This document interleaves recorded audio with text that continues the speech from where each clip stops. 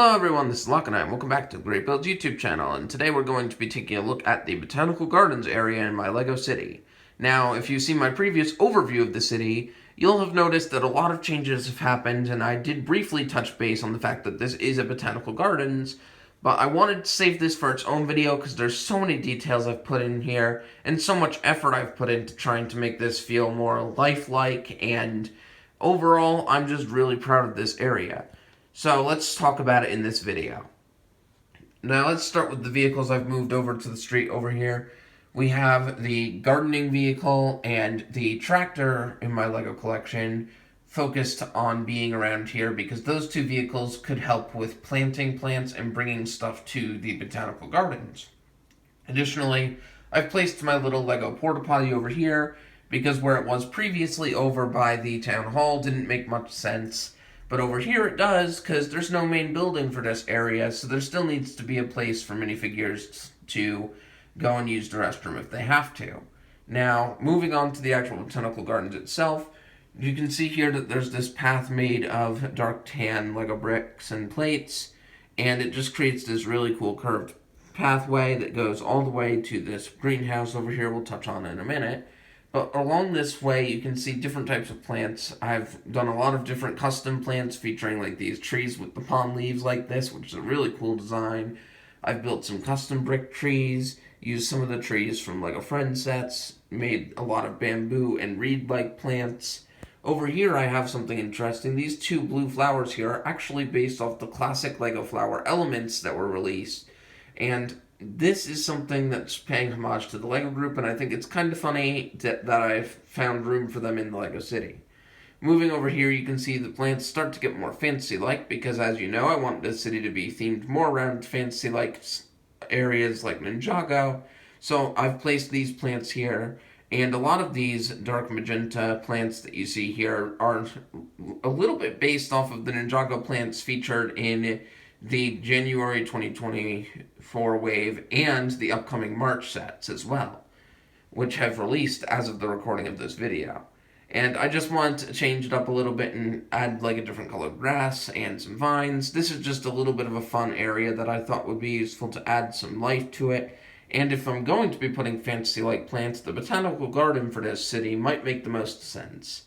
Now let's quickly talk about everything on the other side. This is primarily just regular forest. I wanted this city to feel like it's on the edge of the city, not like completely in the middle of it. So having a bit of forest showcases that this isn't just the middle of a city, there's also a bit of natural area. In addition, I've made it so that you can actually still move the trains through here, which is something that's always helpful. See, I'm just going to move this train currently through here, because this is a small area that I've left room for a train to pass through. In fact, the train actually changes it up so that you can see there's a difference between the botanical garden area and the regular forest area. However, I wanted it to keep it somewhat the same, as well as the fact that the train also needs to still run around the city regardless of where I put it. Now, something that's probably worth noting is the fact that I've also put a greenhouse in here. And this greenhouse was made by my younger brother, who I'll leave his name out of the video for the sake of privacy. However, if you enjoyed this greenhouse build overall, feel free to leave a comment saying how much you enjoyed it, because I'm sure my brother would appreciate any good comments that he might see on this video, talking about how great his buildings are. I wanted to showcase this in more detail because this one actually uses some clever building techniques that I plan to use more often in the city overall, but this is a good way to start. You can see here that he's decided to use different windscreens from cars to create the sloped glass effect on the greenhouse, which is pretty cool. And you can see I've added some flowers in there that you can see through those windows, which is pretty cool. There's also some flowers growing on the walls and stuff like that in there, which is pretty cool. And there's a door to access the interior of it from here.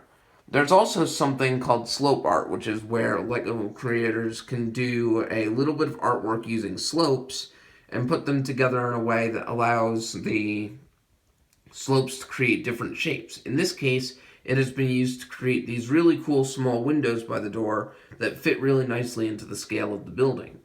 And I personally haven't really used slope art in any of my builds, but after seeing this, it's something I'd like to consider trying. Now, a big thank you to my brother for building this for me, And I think it's the perfect inclusion inside of this greenhouse area. And in fact, the Botanical Gardens looks much better because of it. And this has been my review of everything I've done for the Botanical Gardens section.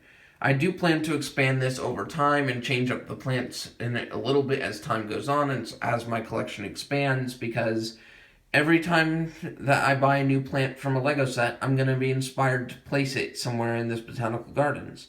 So this will be an ever-changing layout, but it's great to see some natural life being put into the Lego City.